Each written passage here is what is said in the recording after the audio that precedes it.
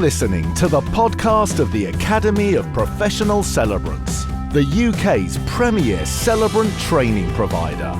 Whether you're an established celebrant, if you're just starting out, or if you're wondering if it's the career for you, our podcast is here to inspire you and help you tap into the knowledge and experience of our many celebrants and the wider industry.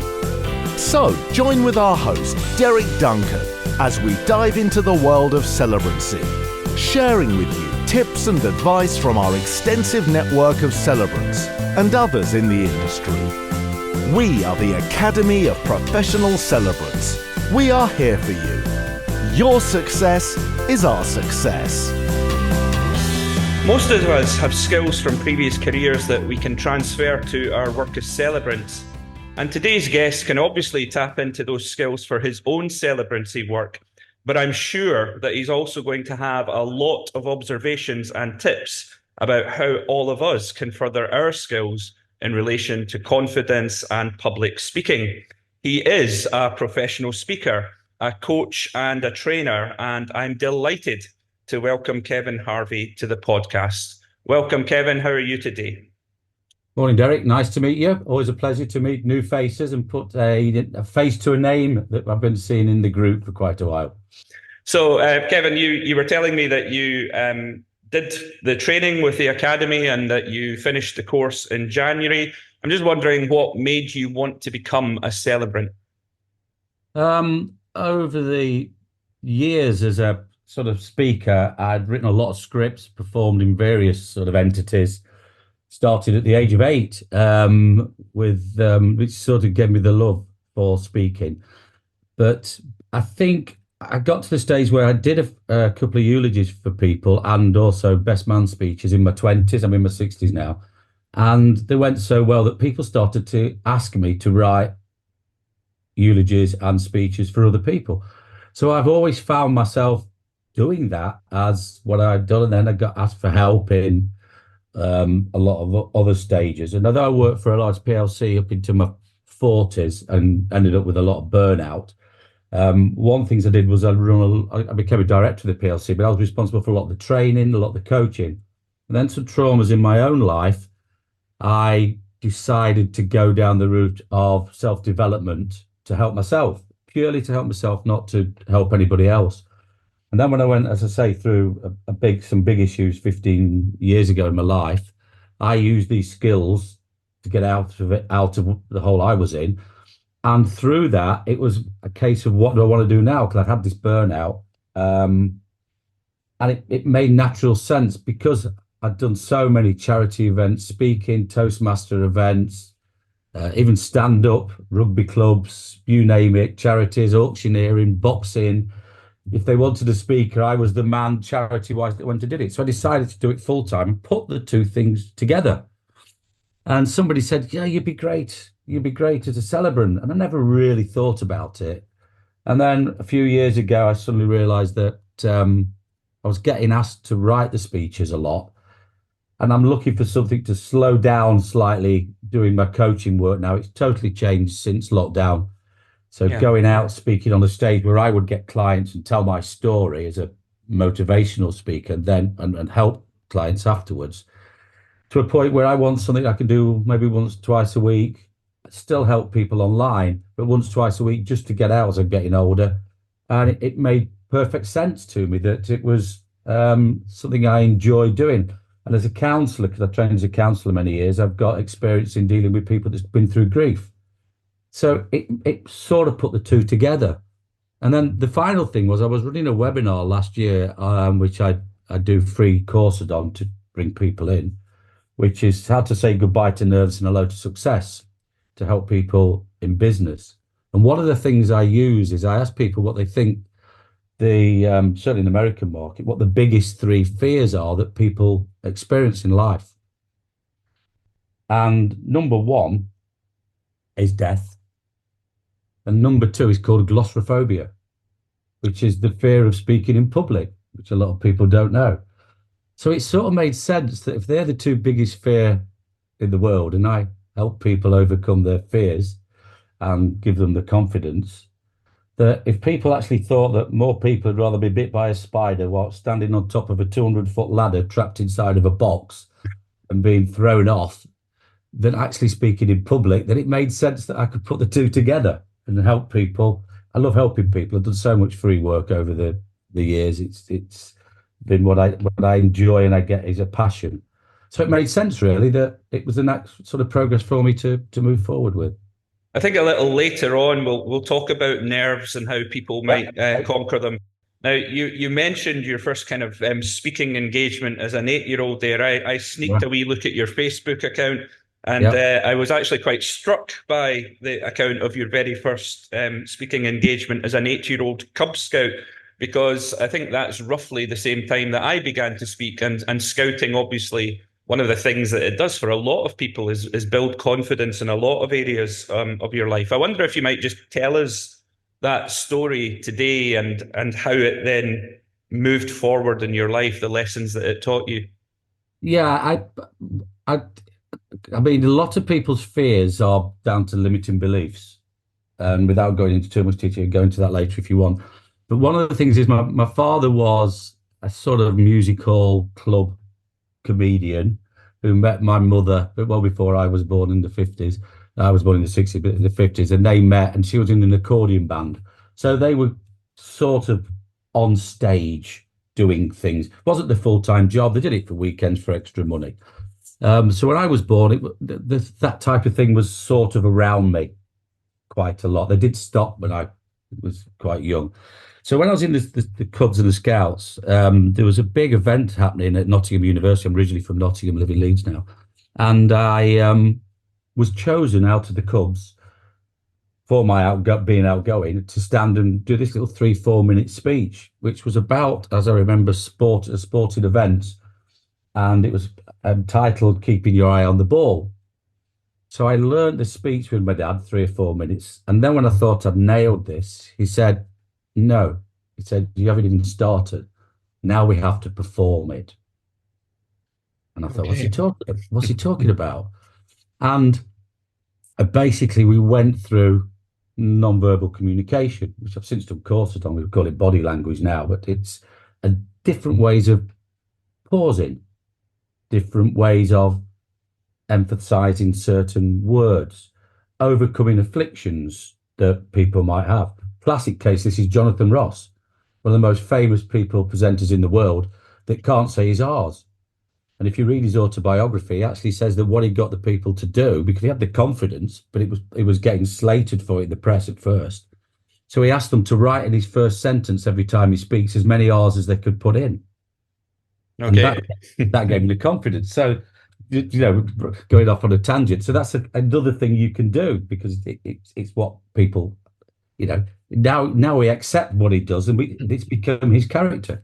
So basically what happened is I went on the stage and I'd learned to do the things. And as we got to the end of the speech and the last line came up, as I remember it, was, so always remember to keep your eye on the ball. And my hands just made the shape of a ball and I pointed to my eye. And I just stood in that position at the end. And once I'd got in front of the microphone, I'd never used a microphone. Everything became natural to me. And then when I had this finish, and they all sort of stood up and started clapping, and I was hooked, absolutely hooked. And I applied for every school play, any opportunity I could to speak in assembly. My hand was up. And all this, I link it actually. I mean, I've got a chapter in a book called Amplify Your Voice, where I was asked as a professional to add a chapter. And I called it all about preparation. And it's the same when we're being the celebrants. Your preparation is the most important. It's really interesting, Kevin, because we can obviously see each other right now and the listening audience can't. But everything you are saying to me, you're actually doing as well. You're holding those pauses with your hands and things. So, yeah. It's so important for them to show emotion. We could talk about, people can't see it when you hold your hand, when you want some empathy. And when I'm on stage, I move around. If I talk about the future, I move towards the audience. If I talk about something in my past, I'll go back left. I do it naturally. If I'm talking about where I want to go or where I'm at the moment, I might just stand squarely in the middle. There's a lot. It's difficult to do if you're behind a lectern, but these things I help people with to sort of teach them. the message there was, I linked the message in the chapter in the book, is Baden Powell's message to all Cub Scouts was be prepared at all times to serve your God. I can't remember the exact words now. I wrote it in the book. So be prepared, and that's how I link. Sometimes when I speak about my first speak, I always link when I write. When I write, I always have an outcome. I call it my 6-piece jigsaw. Starts with the outcome, then I do the 4 corners, which is a plan, preparation, presentation, and I move on, and then sort of practice, and then I move on. So it looks like the outcome is the picture of the jigsaw on a box. And I think a eulogy should be exactly the same. Yeah, I mean, I haven't been a scout for approaching 40 years now, but I remember Be Prepared, and I could probably still stick my 3 fingers up and say the scout promise, because that imprinted memory kind of stays with you for life. Yeah, be remembered. And that's the process when somebody write a script at the moment. And again, I use the 6 fundamental points. And I think a eulogy is exactly the same. It's a journey, it's a story, and it's got to have an outcome. Yeah. And in that story, there are highs and lows. It's not just a kind of level story. Yeah, you can embed questions as well. I mean, I know when I teach people, they're not allowed to sell the wares from the stage. I teach them how they can sell. So an embedded question might be something like, you like me. I've always been in this situation. Now, the way you emphasize that is telling them that they like you. Okay, so embedded questions is a good one when you go to see a family. Yes, you like me. I've already done that. And I'll say this quickly. It's one of my favorites.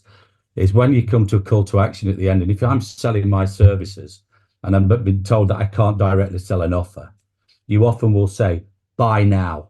By now, you've probably realized that if you want to work with me, go and check out this or check out that. And it's another way of doing it. So that's a tip for people out there that sometimes when they're not allowed to sell, and you can slip these embedded questions in. That's the master NLP coming out. Subliminally, they're taking that in, believe it or not, they're actually taking it in. So it's amazing what you can use different words for in different ways to show your emotion. So we move forward some years in your story, and you obviously described a little bit about your employment and what it is that you did in life and the big corporate company and everything. Yep. And then you went on to do a lot of public speaking and confidence training, and you took that forward as a career. I just wondered how, in that particular aspect of your work, do people engage your services? Is it mainly corporate clients that you work with or individuals? I did. Unfortunately, lockdown absolutely stuffed everything. And it does annoy me when I see people now that are obviously a lot younger and they're influencers. Whereas I worked with individuals, with people that, you could always spot them at work, the people that were confident and would stick their hand up and wanted to go forward. And there's always a reason why these other people didn't do it. And it always fascinated why I was okay to do that and challenge myself and other people aren't. And there's lots of reasons. So I prefer to work bespokely with somebody to actually deep dive and find out what that actual issue is. And the pleasure I get from that, whether it's in a corporate, whether it's helping somebody making their first speech, whether it's helping somebody as part of writing a eulogy, I would always have lots of tips and tricks that I could help people to get over the nerves when they're speaking. So and I enjoy doing what I'm doing. I just don't have enough of it at the moment because of the way that it's gone. Everybody's doing it online, and it's why I've looked to change direction a little bit in the last sort of 6 months. Yeah, maybe some of the people who are listening to the podcast might be chiming for them though, and they might want to get in touch with you and talk about their confidence and stuff. How would they do that? How would they get in touch with you? You can contact me obviously through the APC site, because I'm in the chat in there, and also on the local Celebrant site, and LinkedIn. You'll find me under Kevin Harvey on LinkedIn. I am on Facebook, but I'm a believer still, because of my age, that Facebook is for people that don't have proper jobs and LinkedIn is for people that have a proper job. That's only my opinion. But I do put things on Facebook, but I've got about 4.5, just short 5,000 followers on LinkedIn, and I post on there lots of tips. I think I did one this week about clothing, wearing clothing. important that people I've seen turn up on stage and they've got to hold a mic and they've not learnt the notes. So they've got the mic in one hand because they didn't find out beforehand. They haven't got anywhere to clip a mic sometimes when they turn on. I've seen girls turn up in a beautiful dress and they've had to wear a bulldog clip to clip the power pack onto the back of where their clothing is. So I did a post about that this week. Last week I did something about how to write a hook or when you're opening with speeches. So I'm always dropping tips in. And I love a virtual coffee. A virtual coffee. Anybody wants a virtual coffee for half an hour and some help, I'm up for a virtual coffee anytime.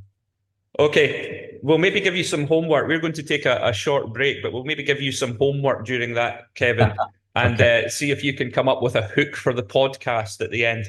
Okay, right, okay. Put you on the spot. So remember, if you'd like to take part in the podcast, please email me at derek@funeralcelebrantacademy.co.uk. As I said a second or two ago, Kevin and I are going to take a short break now, and we'll be back with you again shortly. Have you ever wondered or got stressed if your family or couples have read your scripts? We at APC love using WeTransfer.com and LiquidFiles.com. Once you have sent your scripts through the secure platform, you will receive an instant confirmation. Then, once the client has opened the file, you will get another notification. You can do the same with all your invoices too. Not only that, the file transfer won't end up in the client's junk or spam folder. It's free and easy to use. Give it a try today. Stand by for more hints and tips hitting the channel very soon. The Academy of Professional Celebrants. Welcome back to the Academy podcast. Kevin, there are many areas in this job where projecting confidence is absolutely necessary. And I wanted to pick out 3 areas that often come up in conversations and wondered if you had any tips for all of us that might help us in those situations. Okay. As a coach, I'd say, how much do you want it? If you don't go and see them and sell to them, somebody else will. Simple as that. Okay. Put in your training if you're not going to go and sell. So you need to change your mindset. That's what I'm saying. That's a tip. Change your mindset. And as long as you think if you don't go and see them, somebody else will. And that goes for anything in sales, really. And picking that phone up is difficult sometimes to make that first call. So have a script. Prepare, like I said earlier. Write down exactly what you want to say and practice it. Record yourself into your phone. I have a little voice recorder that I take.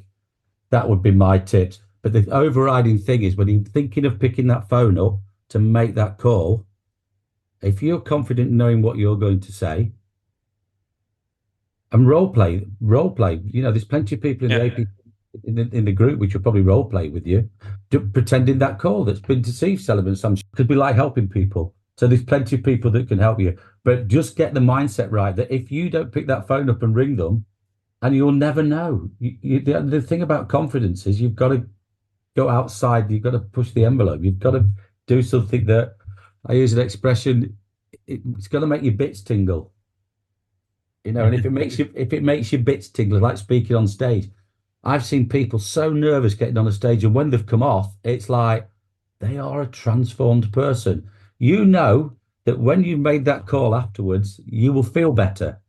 So why do you want to make yourself feel worse by not making the call? Why do you want somebody else to have the opportunity and not you have it? You've got to create opportunities in life. And is that much the same when you go to visit the funeral director themselves, when you're there in person with them trying to sell yourself as a business? Yeah. I mean, one of the things I would always say on that is, again, I rate everything to speaking in public. And on LinkedIn the other week, a friend of mine I've not seen for a while said she was going for a job interview, which is very similar. And she'd not been for a job interview in 20 years because she'd been made redundant. And she said, I really need some help on what to do. And one of her friends said, well, if you're nervous, don't worry. Just tell them that you're nervous when you get there. And I went, it's the worst thing in the world you can do is actually tell them that you're nervous before you go there. Yeah. What we don't realize is when we speak with somebody, 99% of the people we speak to are actually rooting for you to do well. They don't want you to fail. And our mindset says, I'm going to fail. But what will they think about me? A, it doesn't matter what they think about you. And actually, people want you to do well.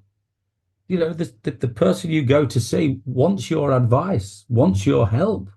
That's why you're going. And it's all about changing that mindset. That's why I was quite harsh when I said, if you don't sell to them, somebody else will.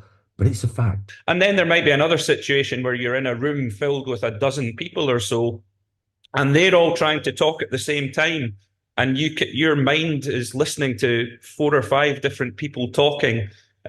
So what can we do in those situations to put you in a huge spot there? Right, there's a lot of situations there. If they're going on and on and on and on, just realize you have got to listen. Yep. Okay. Remember, if they're doing the opposite, they're not speaking to. Remember your direct questions, asking them what, where, when, and Yes. have a structure. Which I think is one in the vault. There is a structure of how to prepare your speech. Yes. And if you can't remember direct questions, there's one thing you can always remember, and that's tell me. Tell me is the one that I use all the while. Tell me, because I can't answer yes and no. So you're getting them to speak. And then use your direct questionings, why, where, when. But of course, if you went through that situation, they didn't want you there for starters. One of the main reasons is, and again, it's about the mindset, is what we don't realize is they're probably more nervous about meeting you than you are about meeting them. Yes. And a lot of people don't realize that, unless you've suffered loss. I've lost both my parents. So, and funnily enough, the only 2 eulogies I've never done when I've been asked was for both my parents. So that's how emotional I felt at the time. So I know that we have to have the empathy, but we also have to have a little bit of control. And to have that control is the way that we ask the questions and move them from one place to another. It's like an audience. If you think your audience isn't going the right way, they are an audience at the end of the day. That's how I try to see it. Visualize these things happening. Visualize before you go on stage. One of the things I teach. And visualize walking through that door. Visualize, prepare for different types of things that can happen. You visualize it going well, you manifest how it's going to happen for you in life, a lot of things. And when you do these things, that's when you're sort of expecting the unexpected. I call it I'm comfortable being uncomfortable, if that makes sense. You can be comfortable whilst you're being uncomfortable because you've prepared. So you're still absolutely, but you're comfortable in that environment. So that's how I think about it. That's how I try to get other people about that experience and think what you're going to take from it as well. And sometimes it's about sitting there with them, and you can normally recognize what the atmosphere is like pretty much when you get there. So often, if I feel that the family are very nervous or aren't particularly talkative when I first arrive, I go through the order of service first, because that gives them the opportunity to speak without being pressured to speak about their loved one. And then having done that, it kind of builds up to the interview that will, in effect, help me to sketch together the eulogy for them.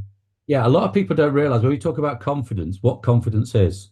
And one of the things I do on a lot of podcasts I've done is confidence comes from the Latin word confidentia, I think it is pronouncing, which actually means in Latin to trust. Yes. And con obviously means with. So confidentia, which is confidence, means with trust. So you've got to trust your own abilities. And that's the whole thing. Confidence, that's the end of story. People come to me and say, I haven't got any confidence. I say, yes, you have. You just got lack of it. So my job is to help you find that confidence, then use that confidence, and then expand that confidence. And that's the journey that I'd like to take people on. And that's no difference for you walking through that door. Yes. If you're negative and you tell yourself you haven't got any confidence, you won't have any confidence. The last area where that confidence, well, not the last area, but the most public facing area of having to project that confidence as a celebrant is obviously the service itself. That's the public facing aspect of our job, if you like.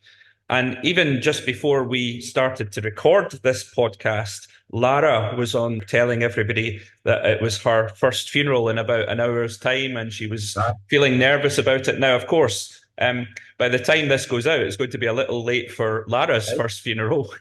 But there are going to be plenty of people listening to it who are about to conduct their first funeral. So, what tips do you have for presenting this service in the best way possible? Okay, I think I mentioned earlier about practicing. Preparation is, I'm not a believer that practice makes for perfect. For me, practice makes for progress. We're always learning and we're always progress. If you think for 1 minute that you are perfect, in my book, that's a mistake. Okay? Because we're always striving for the next 1%, 2%. And the only way we find out there is failing, which is one of the other biggest fears people have, which is the fear of failing. But failure plus feedback equals success. Everybody's failed at something. The difference is the people that put that in their past and don't use that and take the feedback from it to improve on, to make better progress. Yeah. And that's what gives us success. I mean, the classic case that we talk about a lot in our industry is the Kentucky Fried Colonel Sanders, that I think was 56 years of age before he got his first franchise to accept, after years of trying. And just look at that. He failed so many times. How many times has Richard Branson failed? His Coca-Cola business he had to sell on. He had the Virgin Money, which is now still called Virgin, but he had to sell that out, I think, for debt. His airline's been successful. He's failed more times than he's been successful. Read any autobiography. I love autobiographies of people that's been successful. They've all got a backstory. Look at any film out there. I tell people that when they're writing their scripts for motivation, what's one of the favorite films?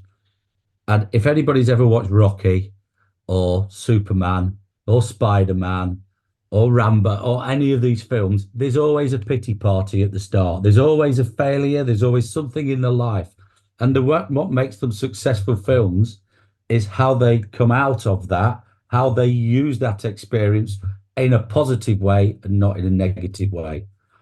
So you're not failing. You're just gaining feedback. And it's that mindset. It's changing your mindset to think that way. Prepare properly, practice properly, and then be confident in your presentation. And you will make progress. All the P's. If you're confident in your head, then you're going to be confident in how you project. Tell yourself. I mean, it's a classic. I mean, I know we're probably coming up to time. I'll tell you one thing. One of the main things that people have a fear of in either approaching people or their social behavior, whether it's interviews, speaking, is it can be one of three things. It's either in the past, it's in the present, or it's in the future. In the future is because you're worried about what other people will say and the fear of failing. If it's present, it's because you're procrastinating, which isn't such a word in my book. It just means you're lazy. And because the reason you procrastinate is because of the fear of failing, because of something that's going to happen in the future, or it's something that's happened in the past.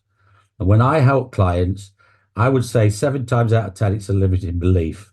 And that limiting belief can come from, and does, as a child being given a tea towel, having it put on your head, and telling yourself to stand at the back of the nativity prayer at 6 years of age because you're not good enough to stand at the front. And that thought of wearing a tea towel on your head and being told to go to the back has ruined so many people's lives. You can't believe. I mean, obviously, I'm a hypnotherapist as well. I do timeline therapy. So if I ever take people back to get through the problem, that comes out and they never even realised that when they were 5 years old has held them back all their life. So a limiting belief, this is one massive thing I can tell you. If you write down the word limiting belief and look at the word belief, the middle 3 letters of belief is LIE. Okay? So you haven't got a limited belief. It's ingrained in you and you're telling yourself a lie and have been all of your life. Kevin, huge thanks for your participation in the podcast today. Just a reminder to everybody else, if you'd like to take part in the podcast, email me at derek@funeralcelebrantacademy.co.uk. Kevin, have you managed to think of a hook? We put you on the spot there. I haven't had time. Normally, what I do is I'll come up with this. It's three basic things. One is we have to engage with the hook, engage with our audience so that they read it. Often we could do that by a shock statement or by asking a question. Okay. So they're the three things I wrote down. But because I love talking, you probably realise Yes. that I love speaking, and I think I like sharing things. I don't get a lot of business because when I have a free call with people, I help them too much. I tell too much. I will stick a potential hook in for everybody on there to have a look at. Or I've got a nice little thing which is 10 ways you can write different types of hooks. And I could put that, and I don't mind giving that as a way as a free PDF for people. That's fantastic. So it all helps. In what I hope is going to become the tradition of the podcast, Kevin, I like to ask the celebrant, if it's a celebrant that's being interviewed, obviously, to end the podcast with what might be their favourite piece of poetry or prose to read at a funeral or a wedding, and after explaining just a little bit about what makes it special to them. So I wonder if you'd see out the podcast by doing that for me. And it was lovely to talk to you. Thank you. No problem. Thank you, Derek. This is one that I've used in the past, and it's a bit of a mixture of various other people's. And it's obviously, as celebrants, we know that everything's slightly more bespoke, but this is one that resonates with me, and I hope that this is the type of thing that's read out at my funeral. A life of laughter, a heart so true, a great person through and through. Your humour shone a beacon bright, a guiding star through the darkest of nights. A life of honour, compassion and grace. Our dear friend put a smile on every face. Today we celebrate the life they led, a love unbroken, a path well tread. Your spirit will linger like a gentle breeze, a life of laughter, now forever at ease. A dear friend and forever near, they stood for love and joy and cheer. A legacy of laughter we loved and held so dear. Your laughter lives on for us all to see. So until we meet again, I'll hope you'll have a beer waiting for me.